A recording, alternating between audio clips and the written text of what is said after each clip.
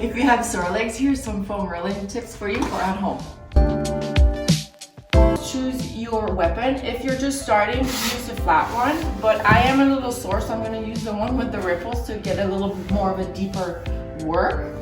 So we're going to start with the hamstring today, and then we're going to lean on it this way with this leg band.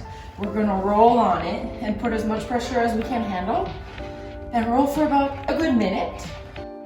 And then we're going to do now the IT band, which is the ligament on the side of your leg. So we're going to lean on it this way. This one hurts, but it's good. We're going to cross our leg over and we're just going to roll on it. And lastly, we're going to do our quads. This one we're going to lean totally on it, on our stomach, this way, with this leg bent on the side. And we're just going to roll back and forth this way for a good minute. Here we go. Try it and see how it feels.